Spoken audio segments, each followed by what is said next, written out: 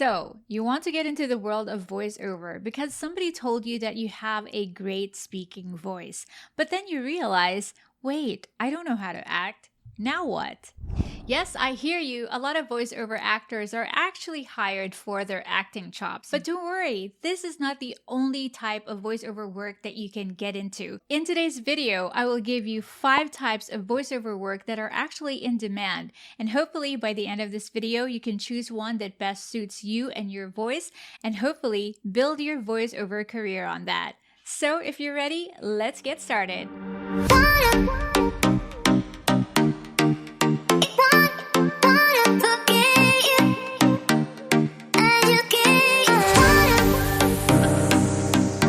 Let's do this.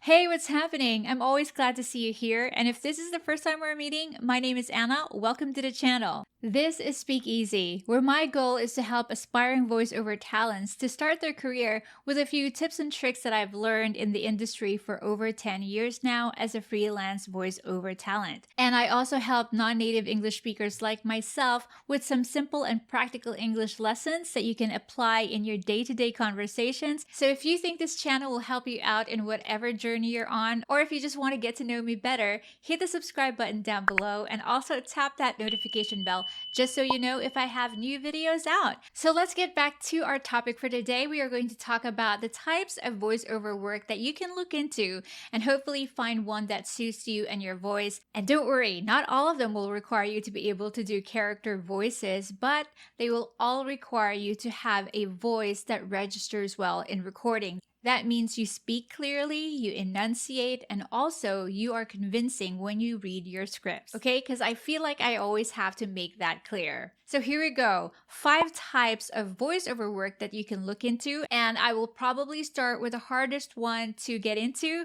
and then move into the slightly easier ones to do. So make sure you stick with me all the way until the end. So here we go at number 5. Let's get it out of the way, character voices and dubbing. So this is mostly required for animation or for movies or TV shows that are in a foreign language. So someone needs to dub over that and use English.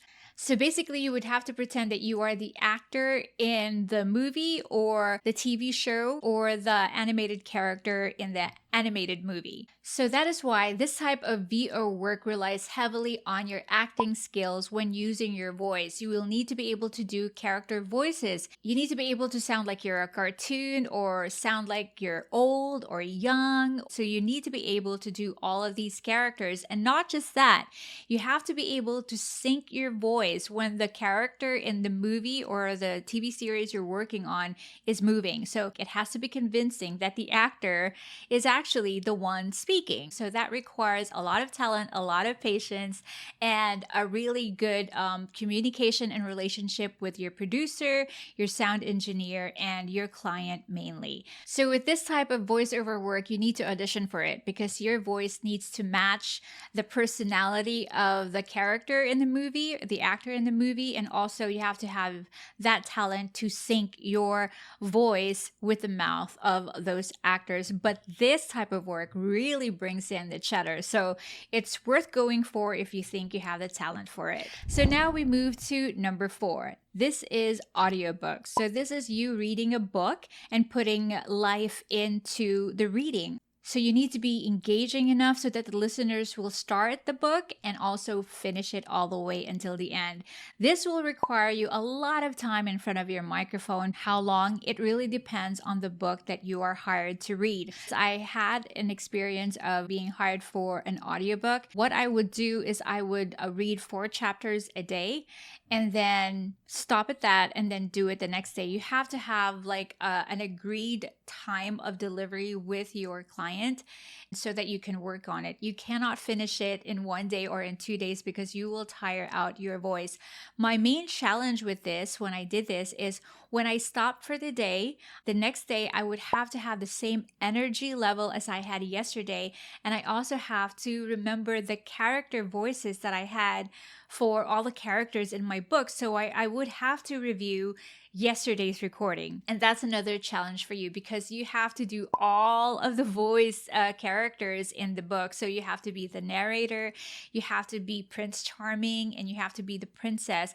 It's all of you. So you have to be able to come up with different character voices for each and every one of them. So this also pays well, and it really depends on your agreement with your client. So you can get paid two ways. You can get paid off the bat. Once you finish the book, they pay you with your agreed amount, and that's it. That's done with this audiobook. But another way to get paid is through royalty share. So if you know that you're reading something that will be a big hit, you may want to go for the royalty share if it's being offered to you, because with royalty share, you can get paid per audiobook sold until a number of years. So that will earn you more money as opposed to being paid once the book is done and that's it. So that's just my tip for you. You can look into that if you want to, if you have the patience to get into audiobooks. And here we are down to our last three types of voiceover work that you can look into. But before that, please do give me a thumbs up if you're finding value from this video. And let's move on to number 3. So this is narration, and this one right here is my category. It does not require a lot of acting, and it is the most in demand. So from TV to radio commercials, movie trailers, or websites and social media ads. So this category will require you to sound convincing, like you really know what the product is all about, and the person who is watching you will be convinced to try out the product. And this kind of category will also bring in the big bucks. This will also require you to audition, depending if it's on TV or radio or even movie trailers. With the social media and the website ads, maybe you can snag this on Fiverr or those other platforms. This is a good category to stay in, and this is where you can actually hone your talent a little bit more. And so we move on to number 2, and this is corporate.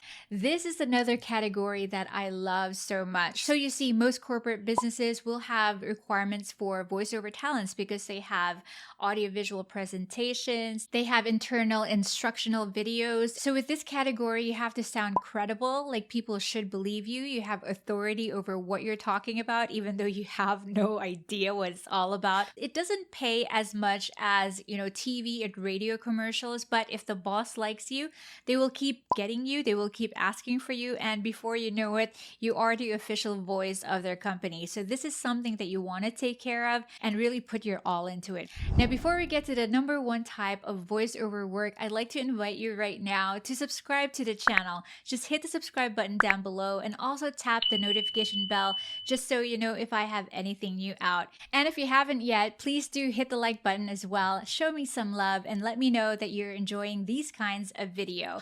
And if you have time, share this video with people you know who will benefit from this video. Let's also meet up on Facebook, Instagram, and Twitter. Please, if you have any more clarifications on any of these things that I talked about today, just hit me up in the comment section down below and I'll get back to you. Or if you have a totally different question, I'll also appreciate that.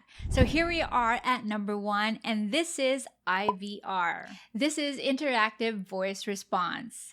Now, if you're new to the world of voiceover, this is a very good place to start. So what is IVR? So this is when you call McDonald's and an automated prompt responds to your call, or when you're calling a bank and it makes you hold on for so long and it keeps coming back to you, telling you to hold on. You know what I'm talking about, right? As an example, an IVR is when you call Philippine Airlines. So I have my cheat sheet again here. So, ring ring!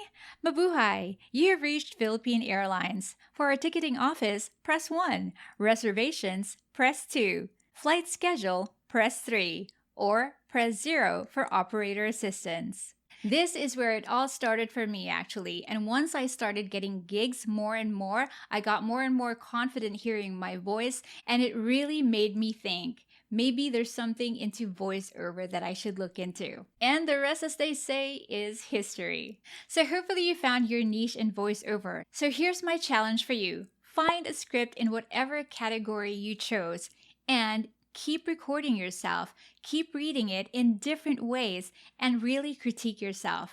And then when you're ready, start going to auditions. And there you have it, 5 types of voiceover work that you can choose from, focus on, and start your career in voiceover. And with that, I'll wish you all a fantastic day, and I'll see you in my next video. Cheers! Thank you so much for joining me today. If you want to watch more of my videos, go ahead and click the boxes on your screen. It's so hot. It's hot. It's hot. It's hot. It's hot.